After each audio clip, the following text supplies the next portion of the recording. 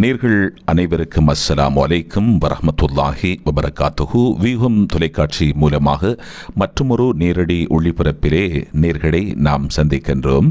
இன்று உங்களுக்கு தெரியும், தலைநகர் கொழும்புக்காக எமது வியூகம் டிவி குழுமம் வருகை தந்திருக்கின்ற இந்த வேளையிலே இன்று எமது ஐக்கிய மக்கள் காங்கிரஸ் கட்சியினுடைய செயலாளர் நாயகம், எஹியா கான் ஃபவுண்டேஷன் அமைப்பினுடைய தலைவர், அதே போல எஹியா கான் குரூப், அஸ்மியா ட்ராவல்ஸ், அதே போல கானோ ட்ராவல்ஸ் நிறுவனத்தினுடைய நிறைவேற்று பணிப்பாளர், பிரபல தொழிலதிபர் ஏசி எஹியா கான் அவர்களை அவருடைய அந்த நிறுவனத்திலே நாங்கள் சந்திக்கின்றோம். அவருடைய அழைப்பின் பேரிலே இந்த நிகழ்விலே நாங்கள் கலந்து கொள்கின்றோம். நேருக்கு நேர் சமகால அரசியல் தொடர்பாக நாங்கள் கலந்துரையாட காத்திருக்கின்றோம். அந்த அடிப்படையிலே எமது வியூகம் டிவிக்காக நாங்கள் தற்போது நேருக்கு நேர் நிகழ்ச்சி மூலமாக இன்று கலந்துரையாடப் போவது ஐக்கிய மக்கள் காங்கிரசினுடைய செயலாளர் நாயகம் ஏசி எஹியா கான் அவர்களே. அஸ்ஸலாமு அலைக்கும் எஹியா கான் அவர்களே.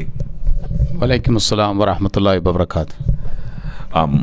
மிக நீண்ட இடைவேளைக்கு பிறகு நான் உங்களை சந்திக்கின்றேன். அரசியல் தொடர்பாக பல்வேறு விடயங்களை நாங்கள் இந்த நிகழ்ச்சி மூலமாக கலந்துரையாடப் போகின்றோம். அந்த அடிப்படையிலே உங்களுக்கு தெரியும், நீங்கள் ஒரு சிறுபான்மை கட்சியிலே நீண்ட காலமாக நீங்கள் பயணம் செய்த ஒருவர். தற்போது ஐக்கிய மக்கள் காங்கிரஸ் கட்சி ஊடாக நீங்கள் தற்போது மற்றுமொரு கால் தடத்தை அரசியலிலே பதித்திருக்கின்றீர்கள். அந்த அடிப்படையிலே நீங்கள் அரசியலுக்கு ஒரு புதியவர் அல்ல. தேசிய கட்சியோடும் பயணித்த ஒருவர், அதே போல சிறுபான்மை கட்சிகளோடும் பயணம் செய்த ஒருவர். தற்போது இந்த ஐக்கிய மக்கள் காங்கிரஸ் கட்சியினுடைய நிலைப்பாடு தற்போது உங்களுக்கு தெரியும், தேசிய மக்கள் சக்தியினுடைய ஆட்சி நிலவி கொண்டிருக்கிறது. அந்த அடிப்படையிலே உங்களுடைய இந்த ஐக்கிய மக்கள் காங்கிரஸ் கட்சியினுடைய தற்போதைய நிலைப்பாடு என்ன? பிஸ்மில்லாஹிர் ரஹ்மானிர் ரஹீம். என்னை முதலாக அந்த வியூகம் குழுமத்தினருக்கு நான் நன்றியை கூற வேண்டும். ஏனென்றால் நான் ஒரு சிறிய நேரத்தில் அழைத்த போது என்னிடம் வந்து இந்த போட்டியை கண்டு கொண்டிருக்கிறீர்கள். நான் உங்களுக்கு தெரியும், உங்களது கேள்வி ஒரு முக்கியமான கேள்வி. ஐக்கிய மக்கள் காங்கிரஸுடைய செயலாளர் நாயகம் என்ற அடிப்படையில் நாங்கள் இந்த கட்சியை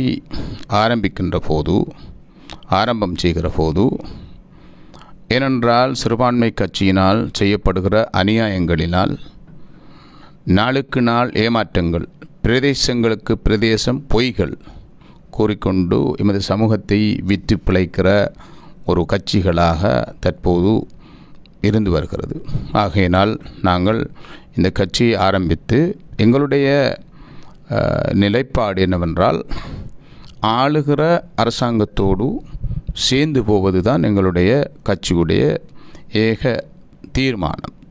இந்த தற்போது ஐக்கிய மக்கள் சக்தி ஜனாதிபதி அனுரகுமார் திசாநாயக்க அவர்கள் வந்து ஒரு வருடமாக ஆகிவிட்டது. ஆனால் ஒரு சிலர் நினைத்து கொண்டிருக்கிறார்கள், இந்த நாடு ஒரு சில கள்வர்கள் கூட்டத்திலிருந்து இவர்கள் இந்த நாட்டை பெற்றுக்கொண்டு பொருளாதார வீழ்ச்சி கண்ட நாட்டிலே ஒரு மந்தகதியில் பொருளாதாரத்தை செய்து கொண்டு வருகிற பாணி எல்லோருக்கும் விளங்கிக் கொண்டிருக்கிறது. ஆனால் தற்போது ஒரு சிலர் இந்த அரசாங்கத்தை கவுக்க வேண்டும் என்று ஓடித் தெரிவது போல் எங்களுக்கு தென்படுகிறது. ஆனால் இது என்னை பொறுத்த மட்டிலே டூ ஏர்லி. இது ஒரு வருடம் கொடுத்திருக்கிறார்கள், செய்திருக்கிறார்கள், ஒரு சில வேலைகள் செய்து கொண்டு போகிறார்கள். இதை எங்களுடைய தமிழில் சொல்லப்போனால் இணக்குகிறார்கள். கேரேஜிலே கொடுத்து இணக்குவது போல் இணைக்கு கொண்டு போகிறார்கள். குறைந்தது இன்னும் ஒரு another 3 years, 3 வருஷம் பொறுத்திருந்து பார்க்க வேண்டியிருக்கிறது இந்த அரசாங்கம் என்ன நிலைப்பாட்டில் செல்லுகிறது என்று. ஆகையினால் எதிர்க்கட்சியில் இருக்கிற ஒரு சிலர் அவசரப்பட்டு கொண்டு கூட்டங்களையும் நடத்தி கொண்டு திரிகிறார்கள். ஆனால் ஒரு விடயத்தை பாராட்ட வேண்டியிருக்கிறது. முக்கிய எதிர்க்கட்சி நேற்று நடைபெற்ற கூட்டத்தில் கலந்து கொள்ளவில்லை. அது நல்ல ஒரு சமிக்கை. ஏனென்றால் ஆளுகிற அரசாங்கம் மக்கள் 5 வருடம் அவர்களுக்கு கொடுத்திருக்கிறார்கள். குறைந்தது 4 வருடம் நாம் பார்க்க வேண்டியிருக்கிறது. செய்வைகளெல்லாம் பிழை என்றால் இந்த நாடு பொருளாதாரம் எல்லாம் நிறைவேற்றப்பட்டு அத்தனை பொருளாதாரத்தோடு இந்த ஆட்சி செய்கிற கட்சிக்கு கொடுத்தது போல் நாம் ஒரேயடியாக கவுக்க வேண்டும் என்று எண்ணத்தோடு செய்தால் இந்த நாடு அதால பாதத்தில் சென்றுவிடும். இந்த நாட்டை ஒரு நாளும் இந்த இருளிலிருந்து இந்த பொருளாதார இருளிலிருந்து மீட்டெடுப்பது மிகவும் கஷ்டமான ஒரு நிலைப்பாட்டுக்கு வந்துவிடும். ஆகையினால் மீண்டும் இந்த நாடு வங்குரோத்தில் வர வேண்டி வரும். ஆகையினால் என்னை பொறுத்த மட்டிலே இந்த அரசாங்கத்துக்கு அடுத்த 3 வருடம் அமைதியாக எதிர்க்கட்சியினர் அவர்கள் செய்வதை பார்த்து கொண்டு நல்லவைகளை ஆதரவு கொடுத்து கொண்டு இருக்க வேண்டும் என்பதுதான் என்னுடைய நிலைப்பாடு. ஆம், நிச்சயமாக உண்மையிலே இந்த ஐக்கிய மக்கள் காங்கிரஸ் கட்சியை பொறுத்த மட்டிலே அதனுடைய நிலைப்பாடு தற்போதைய அரசாங்கம் மிக சிறப்பாக அவர்களுடைய ஆட்சியை நிறுவிக் கொண்டிருக்கின்றார்கள். ஆகவே அவர்களுக்கு மக்கள் ஆணை வழங்கி இருக்கின்றார்கள். ஆகவே அந்த ஆணைப்படி அவர்கள் மிக சிறப்பாக இந்த ஆட்சியை செய்து கொண்டிருக்கிறார்கள் என்று உங்களுடைய கருத்தை கூறியிருக்கின்றீர்கள். குறிப்பாக ஏசி எஹியா கான் அவர்களே, உண்மையிலே எதிர்வர போகின்ற உள்ளூராட்சி மன்ற தேர்தல், எங்களுடைய கல்முனை மாநகர சபை தேர்தல், இந்த தேர்தலை பொறுத்த மட்டிலே தற்போதைய சூழ்நிலையை பொறுத்த மட்டிலே அங்கே கல்முனை மாநகர சபையிலே இப்போது மக்கள் எதிர்பார்த்த வண்ணம் இருக்கின்றார்கள். கல்முனை மாநகர சபை தேர்தல் நடைபெறப் போகிறது. அதற்காக சிறுபான்மை கட்சிகள், தேசிய கட்சிகள் எல்லாமே தயாராகி கொண்டிருக்கின்றார்கள். இந்த சந்தர்ப்பத்திலே ஏசி எஹியா கான் அவர்களே, உங்களிடம் ஒரு கேள்வியை கேட்க வேண்டும். எதிர்வரப்போகின்ற, அதாவது நீதிமன்றத்தினுடைய தீர்ப்பை பொறுத்து நடைபெறப் போகின்ற இந்த எல்லோரும் எதிர்பார்த்து கொண்டிருக்கின்ற கல்முனை மாநகர சபை தேர்தல், இந்த தேர்தல் நடைபெற்றால் ஏசி எஹியா கான் அவர்களே, உங்களுடைய கட்சி ஐக்கிய மக்கள் காங்கிரஸ் கட்சி கல்முனை மாநகர சபை தேர்தலிலே களம் காணுமா, அல்லது ஏதாவது ஒரு கட்சிக்கு சார்பாக இணைந்து நீங்கள் போட்டியிடுவீர்களா, அல்லது சுயேட்சையாக களம் காண்பீர்களா? உங்களுடைய கட்சியினுடைய நிலைப்பாடு என்ன? இது ஒரு நல்ல கேள்வி. எங்களுடைய கட்சி ஸ்தாபிக்கப்பட்ட பிறகு வர இருக்கிற முதலாவது தேர்தல்,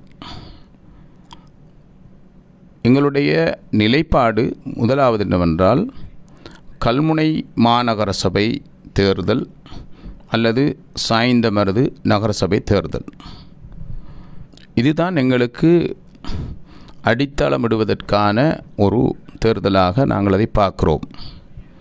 தேர்தல் வருகின்ற போது நாங்கள் சுயேட்சையாக போட்டியிடுவதா அல்லது ஏசிஎம்சியோடு கூட்டு சேர்ந்து கேட்பதா, யாரோடு கூட்டு சேர வேண்டும், ஹக்கீம் காங்கிரஸை தவிர யாரோடெல்லாம் கூட்டு சேர வேண்டும், இந்த ஆட்சியை ஹக்கீம் அணியிடமிருந்து பறிக்க வேண்டும், பறித்து இந்த மக்களுக்கு ஒரு விடிவெளியை கொடுக்க வேண்டும்.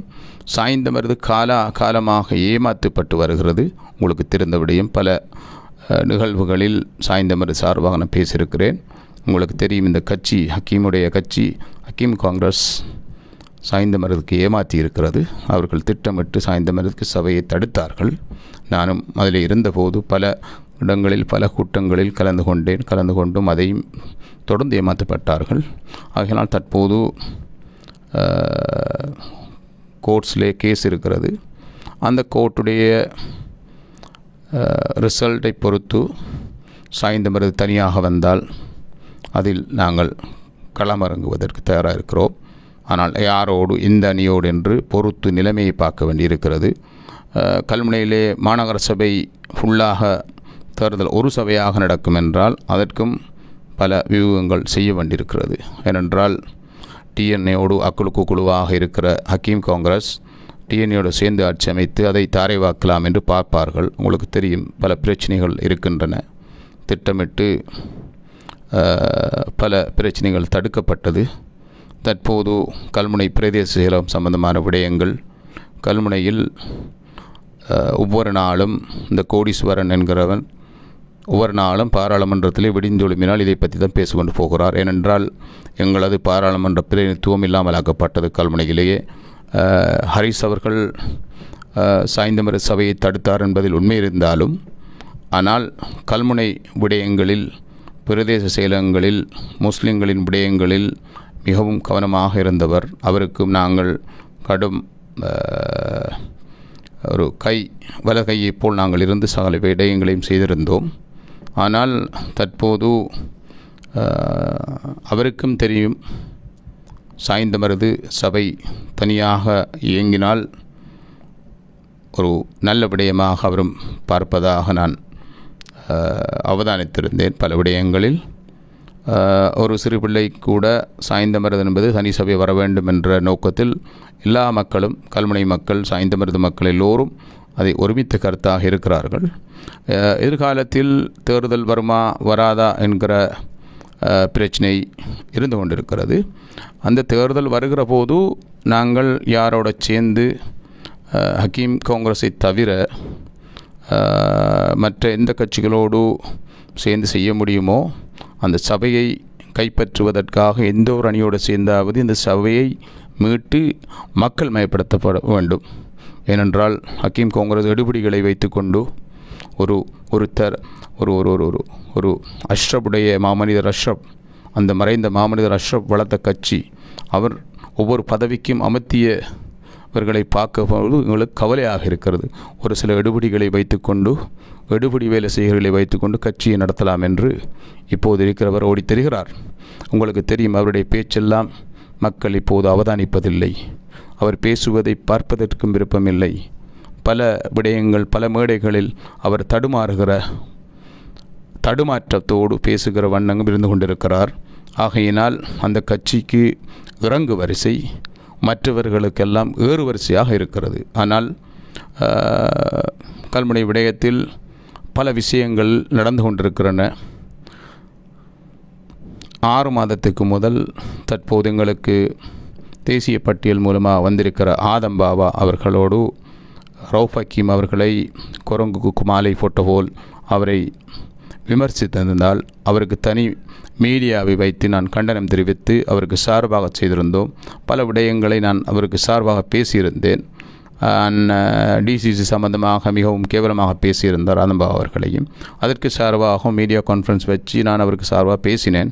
பல விடயங்களை அவர் ஆதம்பாவோடு பேசலாம், ஆலோசனைகளை வழங்கலாம். ஏனென்றால் ஆதம்பாவுடைய அனுபவத்தோடு அரசியல் அனுபவம் எங்களுக்கு கூடுதலாக இருக்கிறது என்று நாங்கள் மிகவும் கூடுதலாக 15 வருடத்துக்கு மேல் நான் முஸ்லீம் காங்கிரஸில் மட்டும் இருந்திருக்கிறேன், யூஎன்பியில் இருந்திருக்கிறேன், ஏசிஎம்சிலும் இருந்திருக்கிறேன். 18 வருடம் 19 வருஷமாக நான் இந்த அரசியலை செய்து கொண்டிருக்கிறேன். ஆதம்பாவா நான் நினைக்கவில்லை அந்த அளவுக்கு அரசியலில் ஈடுபட்டவர் என்று. ஆகையினால் பல ஆலோசனைகளை கொடுக்கலாம் என்று அவரை தொலைபேசியில் நான் கூடுதலாக அழைத்திருக்கிறேன். அவருடைய தொலைபேசியை எடுப்பதில்லை. ஏனென்றால் அவருக்கு வேலை பழுவா இல்லை எடுக்கக்கூடாதா என்ற எண்ணத்தில் இருக்கிறார் போல. இருந்தாலும் ஒரு சில விஷயங்களை பார்க்குற போது எனக்கும் ஆதம்பாவை மனவருத்தமாக இருக்கிறது. ஒரு சில விஷயங்கள் நடப்பவைகள் அவருடைய ஒரு சில கூட்டங்களில் சில சலசலப்புகள் வந்த வண்ணம் இருக்கிறன. அதை அவர் திருத்திக் கொள்ள வேண்டும். ஏனென்றால் அரசியல் என்பது சகிப்புத்தன்மை இருக்க வேண்டும், சகிப்புத்தன்மையோடு இருக்க வேண்டும். ஒரு அட்மின் செய்கிற தன்மை வர வேண்டும், பக்குவம் வர வேண்டும். பேசுகிற போது அந்தந்த புரோட்டோக்காலை பழகிக்கொண்டால் எமக்கு எல்லா இடங்களிலும் அந்தந்த மரியாதை கிடைக்கும். ஆனால் தற்போது அரசியலிலே ஒரு பகடி நடக்கிறது. உங்களுக்கு தெரியும், என்னுடைய மாமாவுடைய மாமினார் அஹ்மட் அஹ்மட் எல்லாம் பாராளுமன்றத்திலே இருந்து அமைச்சர்களாக, பிரதி அமைச்சர்களாக இருந்தவர்கள். எதிர்க்கட்சியிலே இருக்கிற போது எமக்கு எதுவுமே செய்ய முடியாது. இந்த அரசாங்கம் செய்கிற போது இந்த எதிர்க்கட்சியில் இருக்கிற ஹக்கீம் காங்கிரஸில் இருக்கிற எம்பிமார்கள் அரசாங்கம் எதை செய்தாலும் அவர்கள் பேர் போடுவது இது நான் தான் கொண்டு வந்த, நான் தான் பேசினேன். இவர்கள் நினைப்பது எப்படி என்றால், ஒரு அரசாங்கத்தில் உள்ள அமைச்சரையோ பிரதம மந்திரியோ ஜனாதிபதியோ பக்கத்தில் நின்று பேசினால் இதை கொஞ்சம் பிரச்சனை இருக்கின்ற பேசினால் அவர்கள் நினைத்து கொண்டு இருக்கிறார்கள் இவர்கள் சொன்னால் அவர்கள் செய்வார்கள் என்று. இவர்கள் சொன்னால் அவர்கள் செய்வார் என்றால் அரசாங்கம் ஆளுகிற அரசாங்கத்துக்கு 159 MP எதற்காக? ஆளுகிற அரசாங்கத்தில் இருக்கிற பாராளுமன்ற உறுப்பினர்கள் அமைச்சர்களோடாகத்தான் தற்போது அபிவிருத்திகள் நடக்க வேண்டும். அதை எதிர்க்கட்சிகள் ஏறாவூரிலே ஒருத்தர் போட்டிருக்கிறார் 800 மில்லியன் அவர் கொண்டு வந்திருக்கிறார்னு சொல்லி. அரசாங்கம் ஆளுகிற அரசாங்கம் இல்லாமல் இவர்களால் எதுவுமே செய்ய முடியாது. எதிர்க்கட்சியினர்கள் சும்மா கூச்சலிட்டு கொண்டு கும்பல் பொய்யை சொல்லிக்கொண்டு நாங்கள் அதை செய்தோம் இதை செய்தோம்னு சொல்லி வருகிற அபிவிருத்தியை கூட தடுப்பதற்குரிய சந்தர்ப்பம் இருக்கிறது. நேற்று ஆதம்பாவை எங்கேயுமே போய்கொண்டு சொல்லியிருக்கிறார், இனி ரோட்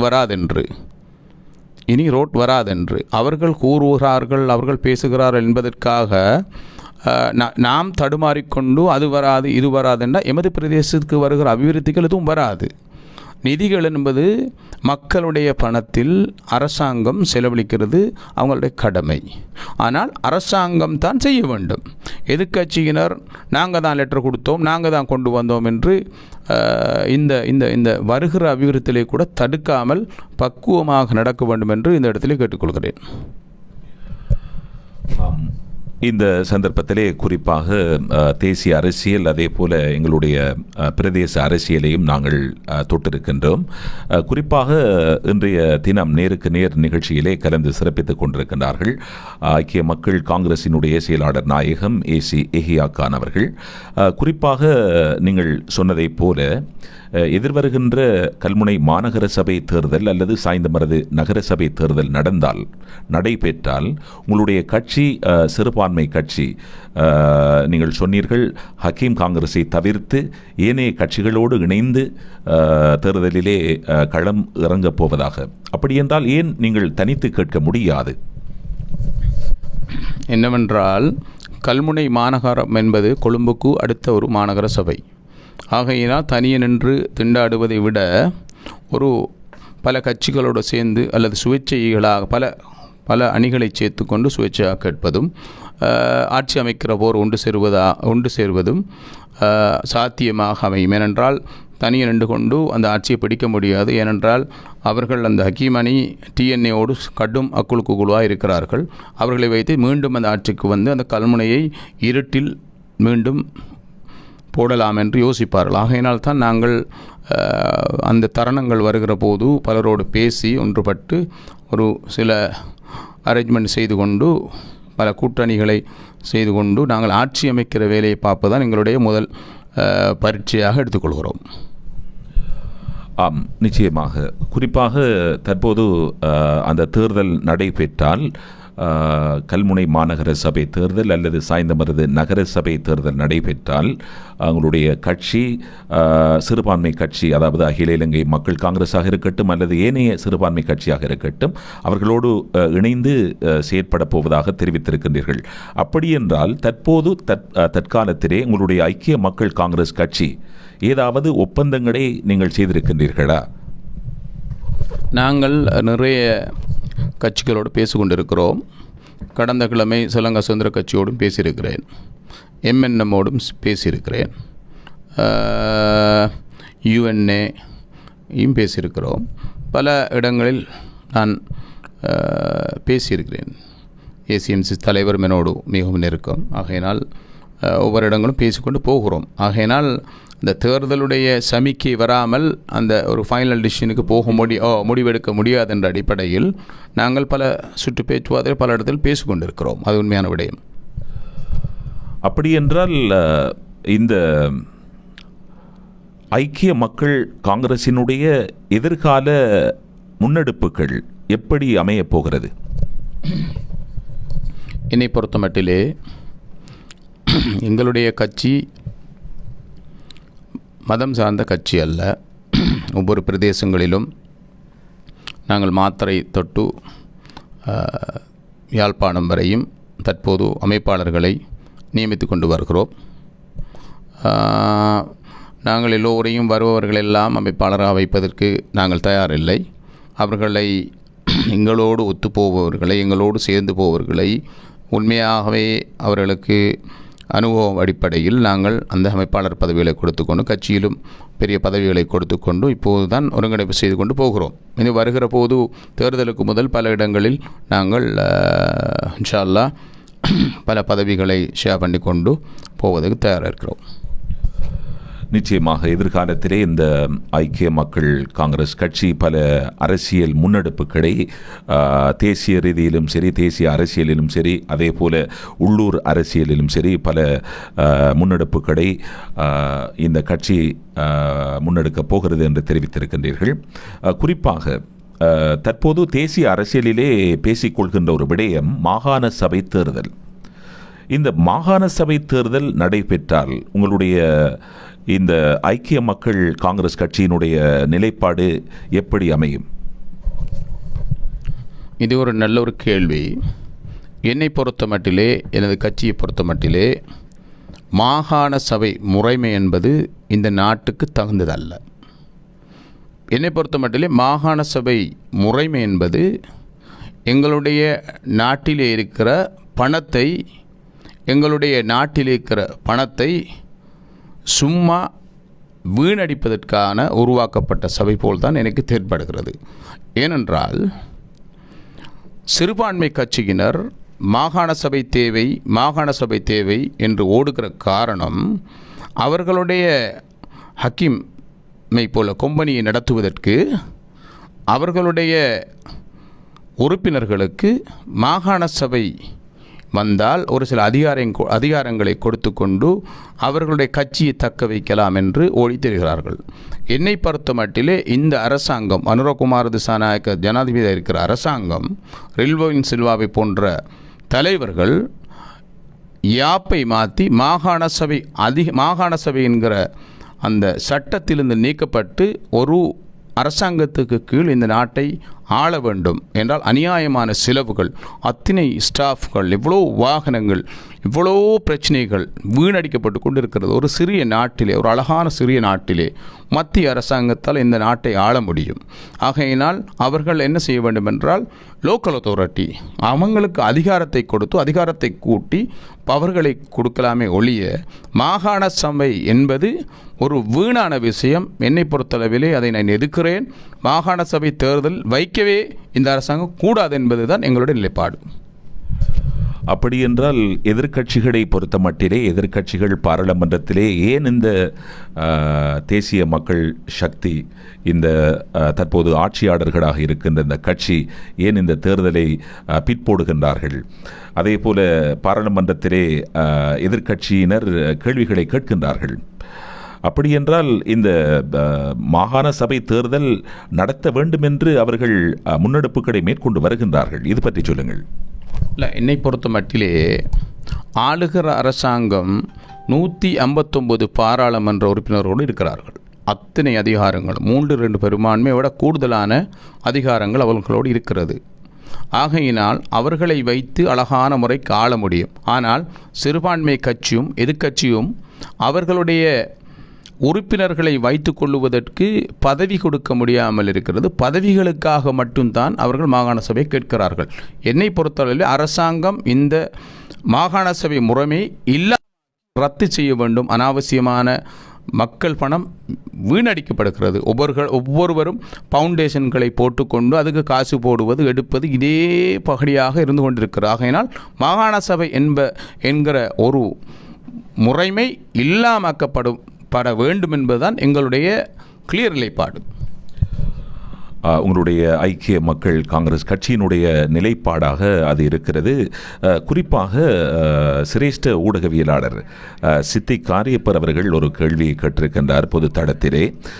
நீங்கள் முஸ்லிம் காங்கிரஸ் கட்சியுடன் முரண்பட்டு வெளியேறியதற்கான காரணங்களை உங்களால் பகிரங்கமாக வெளிப்படுத்த முடியுமா என்று கேட்டிருக்கின்றார். நான் பல கூட்டங்களில் ஏன் வெளியானேன் என்ற சந்தர்ப்பங்களில் நான் பல தடவை கூறியிருக்கிறேன். நாங்கள் கட்சியிலே 14 வருடம் ஒரு பெரிய பதவியை வைத்துக்கொண்டு அவர்களோடு சேர்ந்து வேலை செய்து கொண்டிருந்தேன். கடந்த 3 வருடமாக ஒரு சில எடுபிடிகளை உள்ளுக்கு கொண்டு வந்துவிட்டு பதவிகள் கொடுக்கப்பட்டு பதவிகள் டம்மிகளாக்கப்பட்டு எடுபிடிகளுக்கு அதிகாரத்தை கொடுத்து எடுபிடிகள் கட்சி நடத்தலாம் என்ற கட்டம் வந்தபோது எங்களை போன்ற ஒழுங்கானவர்கள் அந்த இடத்தில் இருக்க மாட்டார்கள், ஆமாச்சாமிகளாக இருந்து கொண்டு இருப்பார்கள். ஆகையினால் இந்த எடுபிடிகளோடு சேர்ந்து இந்த கட்சியை வளர்க்க முடியாது என்கிற தீர்மானத்துக்கு நாங்கள் வந்தோம். அந்த கட்சியுடைய இப்போ இருக்கிற ஹக்கீம் கூட பல விடயங்களில் நாங்கள் அவருக்கு உதவி செய்திருக்கிறோம். ஆனால் தற்போது இருக்கிற நிலைமை ஒரு சில எடுபிடிகளை வைத்துக்கொண்டு அவர்களுடைய கதையை கேட்டுக்கொண்டு இந்த கட்சியை இயக்குவது பாரிய ஒரு தோல்விகளை சந்தித்து போகிறார்கள். மாமனிதர் அஷ்ரப் அவர்கள் வளர்த்த கட்சி, அந்த மாமனிதர் பதவிகளை கொடுத்தார், யாருக்கெல்லாம் கொடுத்தார், அவர் வைத்த இடங்கள், எப்படியாப்பட்ட படித்தவர்கள், எவ்வளோ டேலண்டான ஃபெலோஸ் வைத்துக்கொண்டு இந்த கட்சியை நடத்தி கொண்டு போனார். இப்போ இருக்கிற அடையாளங்களை பாருங்கள், அடையாளங்கள், ஆட்கள் அடையாளங்களை பாருங்கள். இவர்களுக்கு முன்னால் இருந்து நாங்கள் அரசியல் செய்ய முடியுமா? அந்த வெட்கத்தன்மையால் தான் நாங்களே வெளியாகி வந்தோம். உண்மையிலே சிரேஷ்ட ஊடகவியலாளர் சித்திக் காரியப்பர் அவர்கள் கேட்ட கேள்விக்கு சரியான பதில் கிடைத்திருக்கும் என்று நம்புகின்றோம். குறிப்பாக ஏசி எஹியா கான் அவர்களே, ஸ்ரீலங்கா முஸ்லிம் காங்கிரஸ் கட்சியை விட்டு முன்னாள் பாராளுமன்ற உறுப்பினர், முன்னாள் அமைச்சர் ஹரிஸ் அவர்கள் தற்போது வெளியேறி அவருடைய தனித்துவமான ஒரு கட்சியினுடைய தனித்துவமான அரசியலை வெளிப்படுத்தி கொண்டிருக்கின்றார். இவருடைய இந்த வெளியேற்றம் எதிர்வருகின்ற கல்முனை மாநகர சபை தேர்தல் நடந்தால் எப்படியாக அமையும்? உங்களுடைய நிலைப்பாடு என்ன? அவருடைய அந்த தாக்கம் ஏதாவது அதை பற்றி சொல்லுங்கள். என்னை பொறுத்த மட்டிலே இதை 2 விதமாக பார்க்க வேண்டியிருக்கிறது. நீதிமன்றத்தின் தீர்ப்பு வந்த பிறகு அது 2 முறையாக மாறலாம். சாய்ந்தமருது பிரித்து வேறாக்கப்பட்டால் அங்கு வேறு விதமான தீர்மானங்கள் வரலாம். ஆகையினால் நீங்கள் சொல்லுகிற முன்னாள் பாராளுமன்ற உறுப்பினருடைய விடயம் அவருடைய இது தனிப்பட்ட விடயம். என்னோடு அவர் நான் நினைக்கிறேன் ஒரு 6 மாதமாக என்னோடு அவர் ஒரு கலந்துரையாடலும் இல்லை. அதுக்காக நான் போய் அவரோட தேடி பேச வேண்டிய தேவைப்பாடு உண்டு எனக்கு இல்லை. அவர் நினைத்து கொண்டிருக்கிறார் நான் கட்சி அவருக்கு முதல் செய்தி விட்டோம் என்று எண்ணியிருக்கிறாரோ தெரியாது. என்னோட அரசியல் சம்பந்தமாக அவர் இன்னும் பேச வரவில்லை. அவருடைய உறுப்பினர்கள் என்னோடு பேசுகிறார்கள். ஆனால் எனக்கும் அவருக்கும் நல்ல உறவு இருக்கிறது. ஹரிஸுக்கும் 6 மாதத்துக்கு முதல் நல்ல உறவு. எப்போதும் நாங்கள் 15 வருடமாக இந்த காங்கிரஸிலே ஒன்றிணைந்து பயணித்திருக்கிறோம். ஆனால் நிச்சயமாக கல்முனையில் உள்ளவருக்கு கடும் பாதிப்பு இருக்கிறது. ஹரிஸ் கடந்த எதிர்வருகிற தேர்தலிலே, மாநகராட்சி தேர்தலிலே அவர் தேர்தல் குதிப்பாரா குதிக்கவில்லை என்று தெரியாது. அவர் தேர்தல் கேட்கிற போது இந்த ஹக்கீம் காங்கிரஸ் படுதோல்வியை சந்திக்க நேரிடும் என்பது எல்லோருக்கும் தெரிந்த விடயம். அதில் மாற்றுக்கிறதுக்கு இடமில்லை.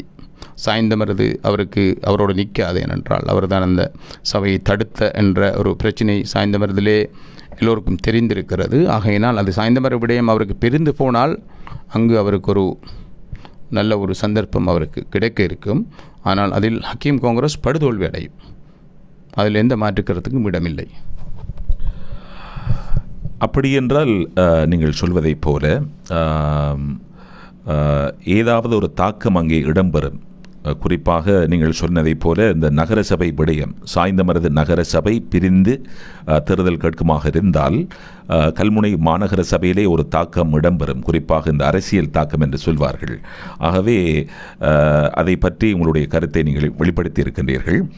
குறிப்பாக இந்த நகரசபை, சாய்ந்தமருது நகரசபை தொடர்பாக உங்களுடைய நிலைப்பாடு, உங்களுடைய கருத்து என்ன? என்னை பொறுத்த மட்டிலே சாய்ந்தமருதிலே சிறுபிள்ளையிலிருந்து வயசானவர்கள் வரையும், அதேபோல் கல்முனை குடிமக்கள், மருதமனை மக்கள், நாப்பட்டிமனை மக்கள், ஒரு 75 விதமான மக்கள் சாய்ந்தமருதுக்குரிய சபையை கொடுக்க வேண்டும் என்ற எண்ணப்பாடு பல காலம். உங்களுக்கு தெரியும், சாய்ந்தமருது பிரிப்பு சம்பந்தமான விடயத்திலே 2018 கஞ்சிக்குடி ஆறிலே யுத்தம் நடந்தது போல் நான் இந்த ஹக்கீம் காங்கிரஸை கையில் எடுத்துக்கொண்டு வழிநடத்தி கொண்டு 2018 இருட்டிலே தேர்தல் செய்து ஆக கூடுதலான வாக்கை நான் பெற்றேன் சாய்ந்தமருதிலே. அது உங்களுக்கு தெரிந்த விடயம். ஏனென்றால் சாய்ந்தமருதிலே அந்த முஸ்லீம் காங்கிரஸோட கதை அங்கே முடிந்து விட்டது. அவர்களை ஏற்றுக்கொள்வதற்கு அவர்கள் 10 எம்பியை கொண்டு கொடுத்தாலும் சாய்ந்தமருது முஸ்லீம் காங்கிரஸை ஏற்றுக்கொள்வதற்கு தயாரில்லை. அவர்களுக்கு அங்கு ஆட்களும் இல்லை. சும்மா 10-20 வாக்குகளை வைத்துக்கொண்டு அவர்களுக்கு புறத்தால் சுத்துறவரை வைத்துக்கொண்டு படம் காட்ட முடியுமே ஒழிய அவர்களுக்கு சாய்ந்தமருதிலே வாக்கு வங்கி ஒன்று கனவிலும் இனி வராதென்பதை இந்த இடத்திலே உங்களுக்கு நான் கூறிக்கொள்ள விரும்புகிறேன். குறிப்பாக உண்மையிலே பல விடயங்களை அரசியல் தொடர்பான பல்வேறு கருத்துக்களை நீங்கள் பதிவு செய்து கொண்டிருக்கின்றீர்கள். உண்மையிலே இஹ்யா கான் ஃபவுண்டேஷன் மூலமாக ஏராளமான சமூக சேவை பணிகளை நீங்கள் பிறந்த மண் சாய்ந்தமருது மண் மாத்திரமல்ல அதை ஒட்டிய பல்வேறு பிரதேசங்களுக்கும் செய்திருக்கின்றீர்கள். உண்மையிலே சமூக சேவை பணிகளை ஏராளமாக செய்து வருகின்ற ஒருவர். அந்த அடிப்படையிலே உங்களுடைய ஏசி இஹ்யா கான் ஃபவுண்டேஷன் உண்மையிலே எங்களுடைய பிரதேசத்தை எடுத்துக்கொண்டால் பாடசாலைகள், பள்ளி வாயில்கள், அதே போல வசதி குறைந்த ஏழை எளிய மக்களுக்கு ஏராளமான உதவிகளை எல்லாம் சமூக சேவை பணிகளை எல்லாம் செய்திருக்கின்றீர்கள். உண்மையிலே இந்த சமூக சேவை பணி ஊடாக நீங்கள் பல சமூக சேவை பணிகளை இந்த மக்களுக்கும் இந்த மண்ணுக்கும் செய்த ஒருவர். எதிர்காலத்திலே நீங்கள் இந்த அரசியலிலே ஐக்கிய மக்கள் காங்கிரஸ் ஊடாக பயணம் செய்கின்ற போது ஏன் ஒரு முதல்வர் வேட்பாளராக நீங்கள் களம் காணக்கூடாது என்று மக்கள் கேட்கின்றார்கள். இது பற்றி உங்களுடைய கருத்தை சொல்லுங்கள். என்னை பொறுத்த மட்டிலே அரசியல் அதிகாரம் எதிர்காலங்களில் என்னுடைய தலையில் எழுதப்பட்டிருந்தால் பல கட்சிகளோடு பேச்சுவார்த்தை நடத்தி கொண்டிருக்கிறோம். அவர்கள் என்னை இறக்கினால் தலைமைத்துவம் கொடுத்து அந்த தேர்தலை நடத்துவதற்கும் நான் தயாராக இருக்கிறேன். ஏனென்றால் முஸ்லீம் காங்கிரஸ் என்கிற ஹக்கீம் காங்கிரஸை ஊரை விட்டு துரத்திய போது தனியே நின்று நான் எதிர்த்து தேர்தல் கேட்க வைத்து யாரையும் விடமாட்டேன்ற போது நான் தனிமையாக தலைமைத்துவம் கொடுத்து 2700 வாக்குகளை பெற்றுக் கொடுத்த ஒருத்தர் என்ற அடிப்படையில் தற்போது சூழலெல்லாம் மாறி தற்போது மிகவும் அழகான முறையில் சாய்ந்தமருது இயங்குகிறது. இவர்களை நானும் அந்த காலங்களில் ஒரு சில இவைகளை தெரிந்து கொள்ளாமல் இவர்களோடு பயணித்திருக்கிறேன். ஆகையினால் நான் எந்த வந்தாலும் எங்களுடைய மக்கள், எந்த ஊர், என்னுடைய மக்களோடு தான் நான் எப்போதும் இருப்பேன். என்னுடைய கல்முனை, என்னுடைய சாய்ந்தமருது, முதலாவது என்னுடைய சாய்ந்தமருது, 2வது என்னுடைய கல்முனை என்பது ஒட்டுமொத்த எங்களுடைய பிரதேசம். நான் எப்போதும் சாய்ந்தமருது கல்முனை என்று போடுவது வழக்கம். நான் கல்முனை என்பதை எப்போதுமே ஓரங்கட்டுவதில்லை. ஏனென்றால் இந்த கல்முனையிலே உங்களுக்கு தெரியும், இந்த பிரதேச செயலகம், இந்த ஹக்கீம் எவ்வளவு டிஎன்ஏயோடு அக்குழு குழுவாக இருந்து கொண்டு தெரிகிறார், சுமேந்திரனோடு சுற்றி கொண்டு தெரிகிறார். ஏன் அவருக்கு முடியாது? ஏழுமென்றால் ஹரிஸ் உட்பட நாங்கள் அத்தனை பேரும் அரசியலை விட்டு ஒதுங்குகிறோம், அவர்களுக்கு எதிர்ப்பாக பேசுகிறதை விடுகிறோம். ஏழுமென்றால் இந்த ஹக்கீம் மாதிரி அந்த ஹக்கீம்ட கட்சியில் இருக்கிற செயலாளர் சரி, ஏழுமென்றால் சுமந்திரனோடு சுற்றி தருகிறவள், ஏழுமென்றால் அவர்களால் முடியும் என்றால் இந்த கல்முனை பிரதேச செயலகத்துக்கு ஒரு தீர்வை தந்து பார்க்கட்டும்.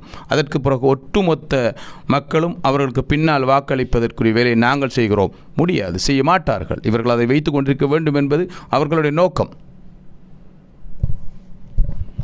நிச்சயமாக உண்மையிலே அந்த கருத்தை நீங்கள் தெரிவித்திருக்கின்றீர்கள். குறிப்பாக நீங்கள் சாய்ந்தமருது மண்ணிலே பிறந்த ஒருவர், உங்களுக்கு உரிமை இருக்கிறது. இந்த கேள்வியை நான் உங்களிடம் கேட்க வேண்டும். தற்போது இந்த பள்ளிவாசல் நிர்வாக சபை பிரச்சினை ஒன்று ஊடகங்களிலே பேசப்படுகிறது. இது பற்றி உங்களுடைய கருத்தை சொல்லுங்கள். நானும் அண்மையிலேயே முகநூல் வழியாக தெரிந்து கொண்டேன். கோர்ட்ஸுக்கு பழைய நிர்வாகம் சென்றுதாம். அதன் பிறகு ஒரு தீர்ப்பொண்டு வந்திருக்கிறது.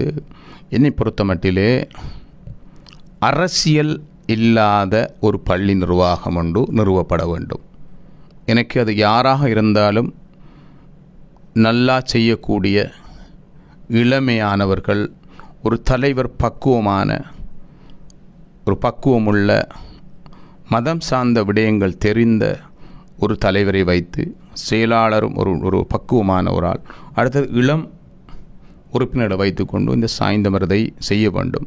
உங்களுக்கு தெரியும், தற்போது இந்த பள்ளிவாசல் என்பது போலீஸ் ஸ்டேஷனையும் விட முக்கியமான விடயமாக பார்க்கப்படுகிறது. ஏனென்றால் போதை வஸ்து மலிந்து பள்ளிக்குள்ளே முன் வரிசையில் இருக்கிறார்கள். அவர்களுடைய தொழில் என்னவென்றால் வெட்கமாக இருக்கிறது. ஆகையினால் இந்த பள்ளிவாசல் தான் முக்கியமாக நான் எனக்கு அனுபவம் இருக்கிறது. நான் என்னுடைய மூத்தப்பா இருக்கிறார், எங்களோட உமாவுடைய வாப்பா ஹமீட் மாஸ்டர், சின்னத்தோட செயின் என்று சொல்ல செயின், அதே போல் சேனியாஜியார், அதே போல் பள்ளிவாச தலைவர் மீரா மொய்டீன் இருந்தவர், பல தலைவர்கள் இருந்த இடம். அவர்கள் மிகவும் கூடுதலான விடயங்களை, அந்த ஊர் விடயங்களை செய்திருக்கிறார்கள். அதே போல் இந்த வரப்போகிற சபை ஊர் சம்பந்தமான விடயங்களில் அவர்களுடைய வேலைப்பளுகளெல்லாம் விட்டுவிட்டு ஊர் சம்பந்தமாக செய்யக்கூடியவர்களை மக்கள் தீர்மானிக்க வேண்டும். தீர்மானித்து ஊரிலே போதை வஸ்து மலிந்து கிடக்கின்றன, அவர்களை காட்டி கொடுத்து பிடித்து கொடுத்து அவர்களை இல்லாமலாக்கி அவர்களை தூக்கு தண்டனை வாங்கி கொடுக்கக்கூடிய ஒரு நிர்வாகம் வர வேண்டும். போலீஸோடு ஒன்றுபட்டு செய்ய வேண்டும் என்ற ஒரு நிர்வாகம் வர வேண்டும். அது எவராக இருந்தாலும் எங்களுக்கு ஒன்றுமில்லை, அவர்களோட சேர்ந்து பயணிப்பது நாங்கள் தயாராக இருக்கிறோம். அரசியல் உள் போகக்கூடாது என்பது என்னுடைய நிலைப்பாடு. பள்ளிவாசல் நிர்வாகத்திலே பள்ளியிலே அரசியல் போகக்கூடாது என்று ஆணித்தரமாக கூறியிருக்கிறீர்கள். உண்மையிலே குறிப்பாக ஏசியகான் அவர்களே, நீங்கள் இந்த போதைப்பொருள் சம்பந்தமாக சொன்னீர்கள். உண்மையிலே இந்த போதைப்பொருள் பாவனை காரணமாக இளைஞர்கள் அதிகமாக பாதிக்கப்படுகின்றார்கள்.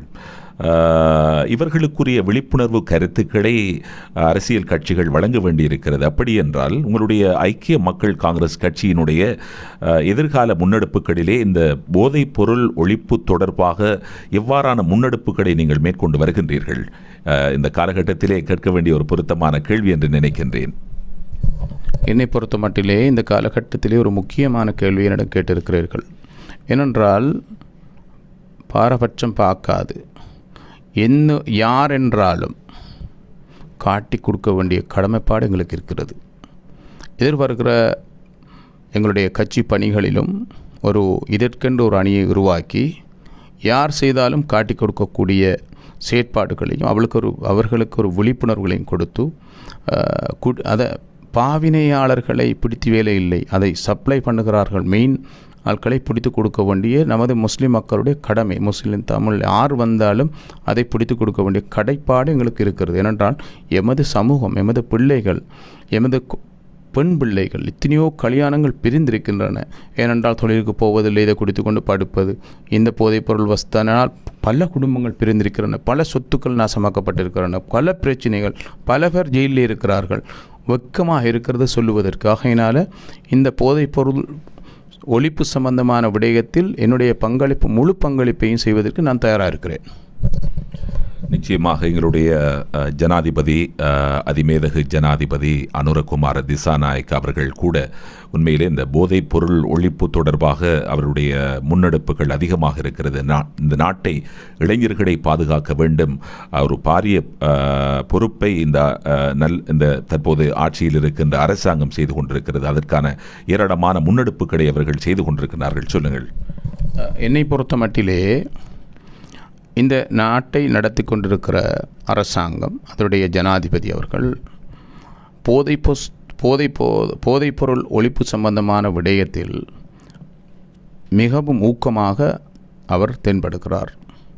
ஆனால் இங்கே இருக்கிற எதிர்க்கட்சியினர் அவருக்கு எல்லா உதவிகளையும் அவர்களோடு சேர்ந்து இந்த போதை வஸ்து எல்லா வகையிலும் எங்கிருந்து வருகிறது அதையெல்லாம் ஒழிப்பதற்கு இந்த எதிர்க்கட்சியினரும் அவருக்கு ஒன்றிணைந்து செய்ய வேண்டும் என்பதுதான் எங்களுடைய நிலைப்பாடு. ஏனென்றால் இந்த அரசாங்கம் நிறைய அரசாங்கத்தை பிடிக்கிறவர்களெல்லாம் ஒரு சிலர் அரசியலுக்குள் இருந்து வந்திருக்கிறார்கள் என்பது போல் தென்படுகிறது. ஆகையினால் இந்த அரசாங்கங்கள் எதிர்வருகிற கட்சிகள் அந்த தேர்தல்களிலே போலீஸ் ரிப்போர்ட்களை கேட்டு அவர்களுடைய பின்னறிக்கைகளை அறிந்த பிறகு அவர்களுக்கு சீட்டு கொடுத்து அவர்களை தேர்தலில் எடுப்பதற்குரிய வேலையை செய்ய வேண்டும் என்றால் இந்த அரசாங்கத்தை பாராட்டாமல் இருக்க முடியாது என்றால் போதை வஸ்து சம்பந்தமான விடயங்களிலே பல முஸ்தீபுகளை செய்து கொண்டு அங்கும் இங்கும் சுற்றி திரிந்து பல விடயங்களை செய்து கொண்டு போகிறார். உண்மையிலே இந்த அரசாங்கத்தை நான் என்னுடைய மனமாற பாராட்டுகிறேன். ஏனென்றால் அவர்கள் போதை வயசத்தை இல்லாமாக்க வேண்டும் என்ற நடவடிக்கை மிகவும் கூடுதலாக செய்கிறார்கள். இன்னும் அதை கூட்ட வேண்டும் என்று நான் இந்த அரசாங்கத்திடம் கேட்டுக்கொள்கிறேன். நிச்சயமாக உண்மையிலே இந்த வியூகம் டிவியினுடைய நேருக்கு நேர் நிகழ்ச்சி மூலமாக நாங்கள் அழைத்த போது எங்களை அழைத்து உங்களுடைய பல்வேறு வேலைப்பளுக்களுக்கு மத்தியிலே நேருக்கு நேர் நிகழ்ச்சி மூலமாக அரசியல், தேசிய அரசியல், அதே போல எங்களுடைய பிரதேச அரசியல் என்று ஏராளமான விடயங்களை நாங்கள் இந்த நிகழ்ச்சி வாயிலாக கலந்துரையாடி இருக்கின்றோம். இறுதியாக எமது வியூகம் டிவியை பார்த்து கொண்டிருக்கின்றார்கள். இறுதியாக என்ன கூற போகின்றீர்கள்?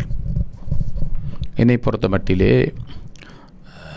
கல்முனை வாழ் மக்களுக்கும் அம்பாறை மாவட்டத்தில் உள்ள மக்களுக்கும் எதிர்வருகிற தேர்தல்களில் இந்த வியாபார கட்சிகளை விட்டுவிட்டு சமூகம் சார்ந்த விடயங்கள், சமூகத்துக்காக பாடுபடுகிறவர்களை தேர்ந்தெடுக்க வேண்டும். அவர்களுடைய பின்புலத்தை பார்க்க வேண்டும். ஒவ்வொருவரும் போதை வஸ்துக்கு அடிமையாக நிறைய பேர் இருக்கிறார்கள். போதை வஸ்துக்கு அடிமையான துரோகிகளுக்கு வாக்களிக்காமல் நல்லவர்களை பார்த்து அவர்கள் தேர்தல் கேட்பதென்றால் ஒரு மெடிக்கல் ரிப்போர்ட்டை கூட கொண்டு வாங்கள் என்று கூறி அந்த மெடிக்கல் ரிப்போர்ட்டை பார்த்த பிறகு அவர்களுக்கு சீட் வழங்க வேண்டும். ஏனென்றால் போதை வஸ்து மிகவும் கூடுதலாக அவர்கள் பாவித்து கொண்டிருக்கிறார்கள். ஆகையினால் எமது சமூகம் இளம் பொடியன்மார்களெல்லாம் கடுமையான முறையில் பாதிக்கப்பட்டிருக்கிறார்கள். இந்த அரசியல்வாதிகளுக்கு பின்னால் போய்கொண்டு பாதிக்கப்பட்டிருக்கிறார்கள் கடந்த காலங்களில். ஆகையினால் இவர்களுக்கு நல்லவர்களை அம்பாறை மாவட்டத்தில் இருக்கிற மக்கள், இலங்கையில் இருக்கிற மக்கள், கல்முனை மக்கள், சாய்ந்தமருது மக்கள் நல்லவர்களை, சமூகத்துக்காக பாடுபடக்கூடியவர், ஊருக்காக பாடுபடக்கூடியவர்கள், பள்ளிவாசலை வைத்துக்கொண்டு சமூகத்துக்காக, ஊருக்காக, இலங்கைக்காக, எமது நாட்டுக்காக பாடுபடக்கூடிய ஒரு நல்ல தன்மையுள்ள, ஒழுக்கமுள்ள, தொழுகிறானா ஒழுக்கமுள்ள ஒரு பண்பானவர்களை தெரிவு செய்ய வேண்டும் என்று கேட்டு நான் விடைபெறுகிறேன். அஸ்ஸலாமு அலைக்கும். இந்த சந்தர்ப்பத்திலே எமது அழைப்பை ஏற்று இந்த நிகழ்விலே நேருக்கு நேர் நிகழ்ச்சி மூலமாக தேசிய அரசியல், அதே போல பிரதேச அரசியல் தொடர்பாக பல்வேறு கருத்துக்களை எமக்காக வழங்கிய எமது ஐக்கிய மக்கள் காங்கிரசினுடைய செயலாளர் நாயகம், ஹஸ்மியா டிராவல்ஸ், அதே போல கானோ டிராவல்ஸ் நிறுவனத்தினுடைய நிறைவேற்று பணிப்பாளர், பிரபல தொழிலதிபர் ஏசி எஹியா கான் ஃபவுண்டேஷனினுடைய தலைவர் ஏசி எஹியா கான் அவர்களுக்கு வியூகம் டிவி சார்பாகவும், அதே போல வியூகம் டிவியினுடைய பணிப்பாளர் எஸ் ஜனுஸ் அவர்கள் சார்பாகவும் இந்த சந்தர்ப்பத்திலே நெஞ்சார்ந்த நன்றிகளை நாம் தெரிவித்துக் கொள்கின்றோம். மீண்டும் மற்றொரு நேருக்கு நேர் நிகழ்ச்சியிலே சந்திக்கும் வரை விடைபெறுகின்றோம். அஸ்ஸலாமு அலைக்கும் வரஹ்மத்துல்லாஹி வபரகாத்துஹு.